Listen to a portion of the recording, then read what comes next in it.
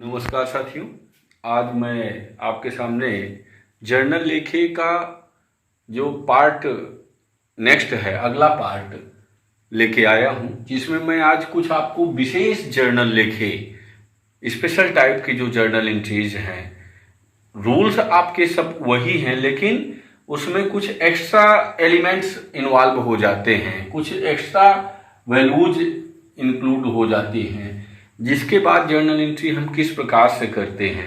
जैसे कि मैंने पहला आपका लिया है बिजनेस स्टार्टेड से रिलेटेड कि एक्स ने 50,000 रुपये नगद स्वयं के, 20,000 रुपया वाई से उधार लेकर और 10,000 रुपये का फर्नीचर, ये भी उसका खुद का है। जब किसी का नाम नहीं उसमें लिखा हुआ तो ये मान के चलते हैं कि उसका खुद का ये फर्नीचर है, और वह 15,000 रुपये का माल जेड से उधार लेकर व्यापार प्रारंभ किया। अब देखिए, इसमें कई प्रकार से वैल्यूज हैं। रूल्स आपके वही हैं जो ट्रेडिशनल मेथड में आपने पढ़ा है, परंपरागत विधि में क्या पढ़ा है कि पर्सनल अकाउंट में रिसीवर को डेबिट करते हैं और गिवर को क्रेडिट करते हैं, और रियल अकाउंट में जो कम्स इन डेबिटेड, जो बिजनेस में अंदर आती है वस्तु या संपत्ति, उसे डेबिट करते हैं, जो बिजनेस से बाहर जाती है उसे क्रेडिट करते हैं, और नॉमिनल अकाउंट में आपका जो एक्सपेंसेज एंड लॉसेज हैं उनको हम डेबिट करते हैं, और जो इनकम्स एंड प्रॉफिट्स है, गेन्स है, उनको क्रेडिट करते हैं। तो रूल्स वही हैं, रूल्स में कोई चेंज नहीं है। तो उन्हीं रूल्स को अप्लाई करके हमें यहाँ पे ये जर्नल एंट्री करनी है। जर्नल एंट्री का फॉर्मेट आपको पता है। हम मान के चलते हैं एक्स की ही बुक्स में कर रहे हैं। जब एक्स बिजनेस ओनर है तो एक्स की ही बुक्स में हो रही है, तो वही जो जर्नल का फॉर्मेट है, date, particular, LF, amount debit और अमाउंट क्रेडिट। ये आपका date, particular, LF, amount debit and amount credit. Format भी वही है, रूल्स भी वही है। इसमें नया फिर क्या है? नया कुछ भी नहीं है दोस्तों, सब कुछ पुराना ही है, नियम भी पुराने हैं। कुछ नए एलिमेंट्स आपके इस ट्रांजैक्शन में आए हैं, उन्हीं को हमें यहाँ पे सॉल्व करना है। तो देखिए, comes in debited goes out credited, receiver को डेबिट करते हैं और गिवर को क्रेडिट करते हैं, और एक्सपेंसेस लॉस डेबिट होता है, profit and gains incomes credit होते हैं। तो यहाँ पे देखना है कि क्या कम्स इन। यहाँ पे देखिए, एक तो 50,000 कैश आपका हो गया, एक तो ये 20,000 भी कैश हो गए। भले ही वाई से उधार लिया है, लेकिन ये कैश तो बिजनेस में एंटर कर रहा है। इसके अलावा 10,000 का ये फर्नीचर हो गया, और फिर क्या है, ये 15,000 का माल आपका। ये सभी क्या है? रियल अकाउंट है। ये सभी के सभी क्या है? रियल अकाउंट है। और रियल अकाउंट में कम्स इन डेबिट, तो जो भी बिजनेस में आ रहा है। देखिए, यहाँ पे डेट नहीं है तो हम नंबरिंग सिस्टम करके भी चल सकते हैं। तो नंबर 1 करके लिख सकते हैं। यहाँ पे क्या आया? सबसे पहले कैश, कैश अकाउंट डेबिट यानी डीआर। और क्या आया आपका? फर्नीचर आया, तो फर्नीचर अकाउंट डीआर करेंगे। और क्या आया? माल आया है आपके बिजनेस में। तो माल चूंकि आया है तो ये परचेज करके आया है, उधार लेकर यानी खरीद कर। तो यहाँ पे माल मैंने बताया था कि यदि माल खरीदा है तो परचेज अकाउंट, बेचा है तो सेल्स अकाउंट के नाम से इसको शो करेंगे। तो यहाँ पे खरीदा है तो purchase account comes in debited आया है बिजनेस में, परचेज अकाउंट डीआर। ये तो देखिए सब आया। कैश कितना आया है? 50,000 ये आया, 20,000 ये आया। टोटल कैश कितना आया है?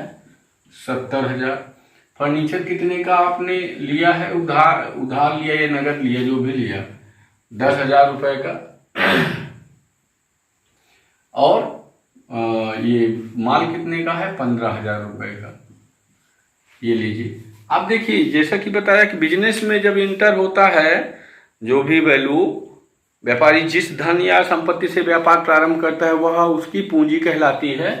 तो यहाँ पे टू कैपिटल अकाउंट, अब ध्यान देना है यहीं पे। अब टू कैपिटल अकाउंट में क्या डाले, तो यहाँ पे ध्यान ये देना है जो उसका खुद का है, स्वयं का है, जितना यहाँ पे कैश हो या कोई एसेट हो जो उसका स्वयं का है, खुद का, जो उसने इंटर किया है बिजनेस में, जो डाला है बिजनेस में, वही कैपिटल में यहाँ पे रखा जाएगा। तो उसका खुद का एक तो ये 50,000 रुपये का नगद स्वयं का है, और इसके अलावा ये तो उधार लिया है, ये भी उधार लिया है, ये 10,000 का फर्नीचर। तो टोटल कैपिटल अकाउंट में कितना आएगा, 50 और 10 60 है, सॉरी हाँ 50 और 10 60,000। ये 60,000 उसका कैश, वो कैपिटल हो गया। क्यों? क्योंकि उसका ये स्वयं का है। बाकी का कैसे लिया है, बाकी का उधार लिया है, दूसरों से कर्जा लिया है। तो जिससे कर्जा लिया है उसका ऋण खाता यहाँ पे क्रेडिट कर देंगे। टू, पहला तो वाइज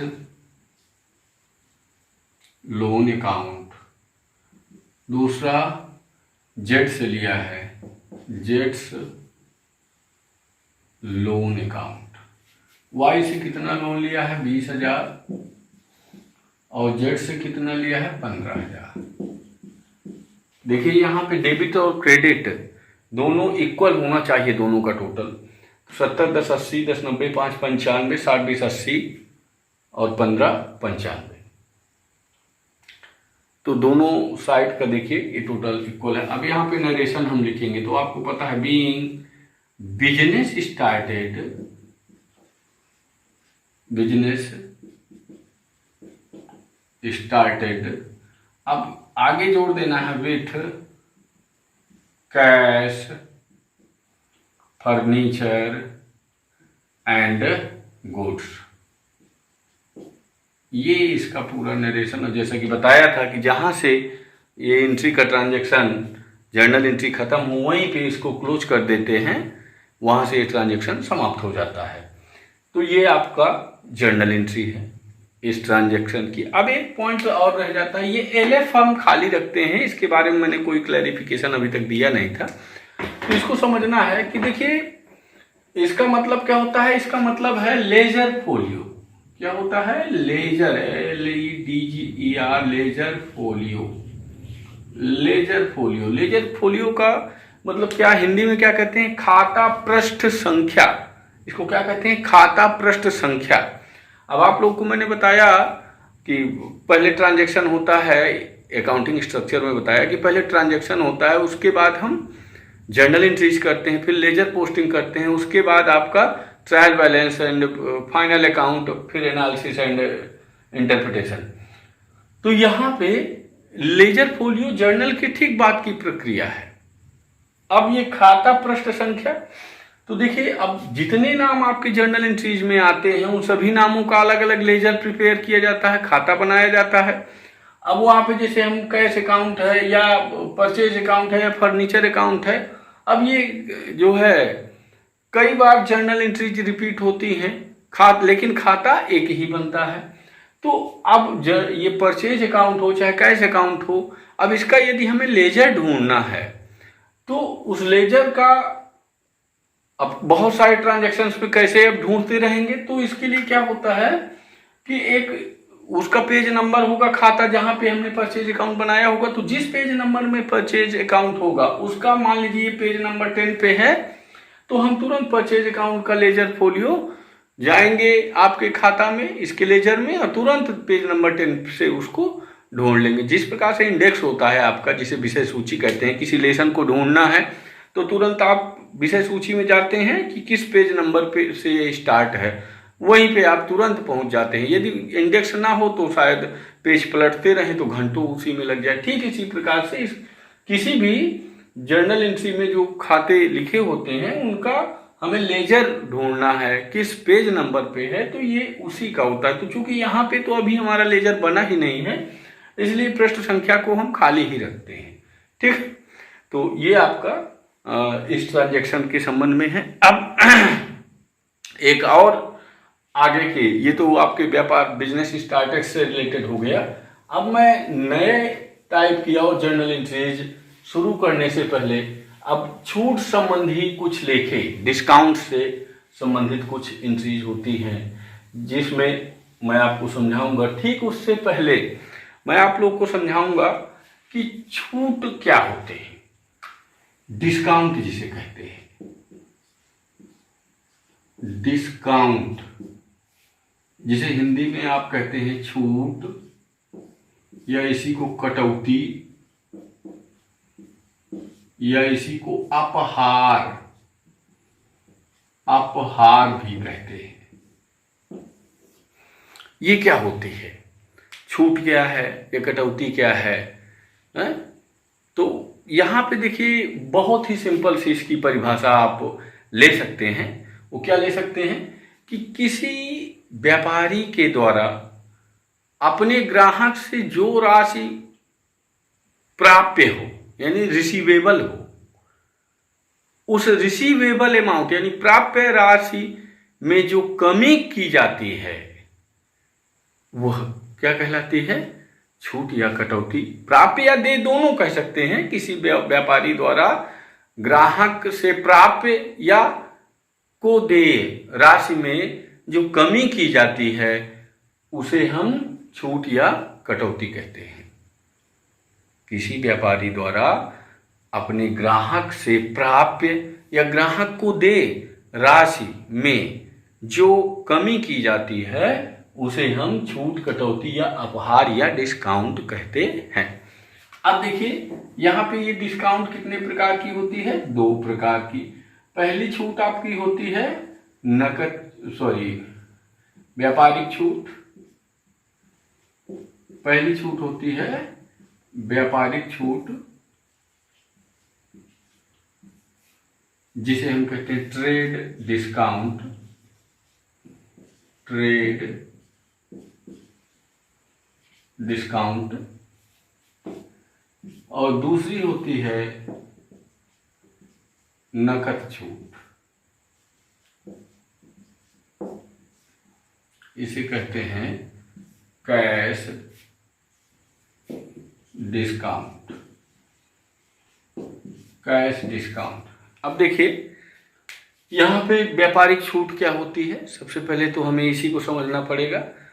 तो बड़ी सिंपल सी बात है, और इसकी यदि हम शब्दों में परिभाषा लें तो उसे ध्यान से सुनिएगा कि किसी व्यापार की बिक्री बढ़ाने के उद्देश्य से, किसी व्यापार की बिक्री बढ़ाने के उद्देश्य से जो छूट ग्राहकों को दी जाती है उसे हम व्यापारिक छूट या कटौती या ट्रेड डिस्काउंट कहते हैं।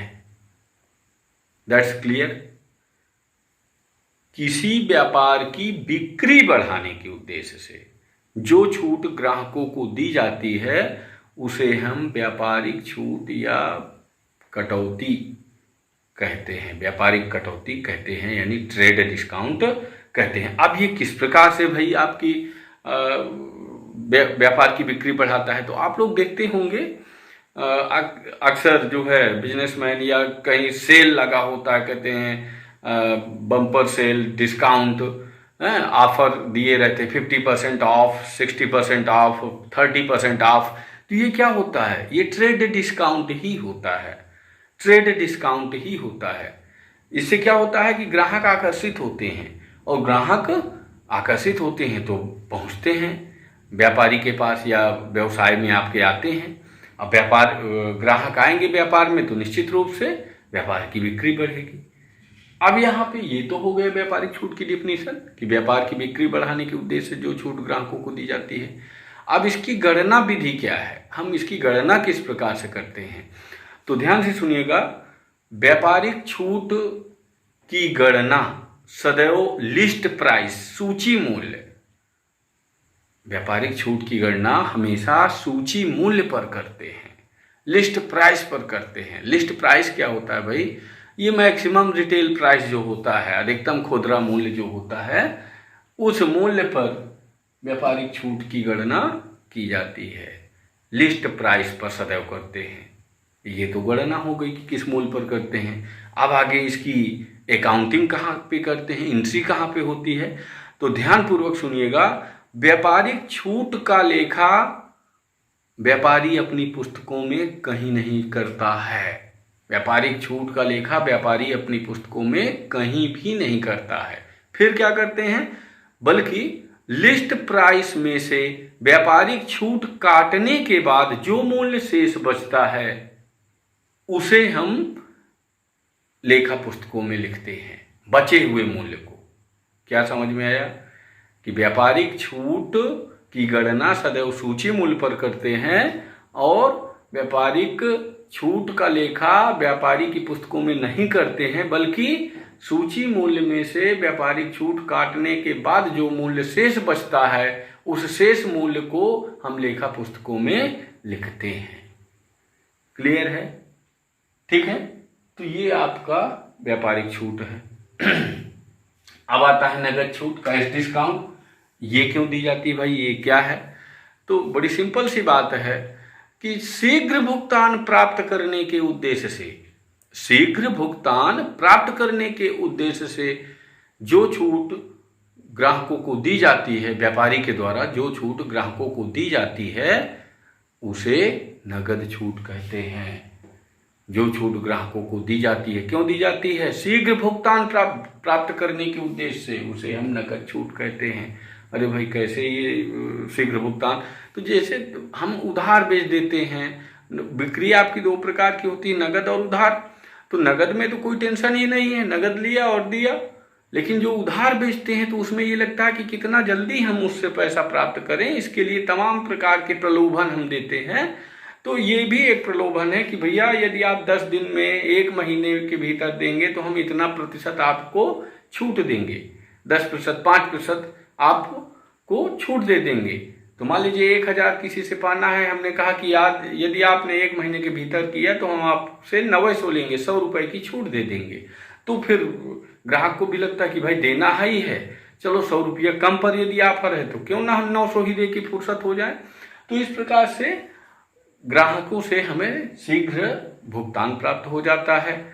तो वैसे भी कहावत है, 9 नगद न 13 उधार। तो हमें 9 नगद भी मिल गया तो उसी से हमारा बिजनेस कम से कम अपडेट होता रहता है। उधार पड़ा है, पता नहीं कब मिलता है, नहीं मिलता है। तो इसलिए नगद छूट का आशय क्या है कि जो छूट ग्राहकों से शीघ्र भुगतान प्राप्त करने के उद्देश्य से दी जाती है उसे हम नगद छूट कहते हैं। अब ये तो नगद छूट की परिभाषा हो गई। इसकी गणना विधि क्या है? तो इसकी गणना विधि आपको, जैसे कि पहले हमने बताया व्यापारिक छूट, तो सूची मूल्य, इसमें कौन कौन से मूल्य होते हैं? एक तो लिस्ट प्राइस होता है, लिस्ट प्राइस। तो लिस्ट प्राइस जो भी है इसमें से माइनस ट्रेड डिस्काउंट, इसमें से माइनस का ट्रेड डिस्काउंट घटा दीजिए। जो यहां पे बैलेंस बचेगा, जो यहां पे बैलेंस बचा, इस बचे हुए मूल्य पर हम कैश डिस्काउंट की गणना करते हैं, नगद छूट की गणना करते हैं। किस मूल्य पर करते हैं? तो सूची मूल्य में से व्यापारिक छूट घटाने के बाद जो मूल्य शेष बचता है उस बचे शेष मूल्य पर हम नगद छूट की गणना करते हैं। वो किस प्रकार से आया ये आपके सामने लिखा हुआ है। तो ये तो गणना विधि हो गई। अब इसका लेखा हम कहाँ कैसे करते हैं? तो ध्यान दीजिएगा, नगद छूट की गणना तो हो गई। नगद छूट का लेखा व्यापारी अपनी पुस्तकों में करता है। नगद छूट का लेखा व्यापारी अपनी पुस्तकों में करता है। यदि छूट मिली है, सिंपल सी बात है, इनकम है, क्रेडिट होगा। यदि छूट हमने दिया है, यदि छूट हमने दिया है तो सिंपल सी बात है, ये हमारे लिए एक प्रकार का व्यय कह लें या हानि कह लें, तो लॉस एक्सपेंसेस को डेबिट करते हैं। तो छूट यदि मिली है तो क्रेडिट होगी, छूट यदि हमने दिया है तो डेबिट होगा। तो ये आपका व्यापारिक छूट और नगद छूट का कॉन्सेप्ट है। और इससे संबंधित जर्नल लेखे मैं अपने नेक्स्ट वीडियो में आपको विस्तृत रूप से समझाऊंगा। ठीक है, धन्यवाद, नमस्कार।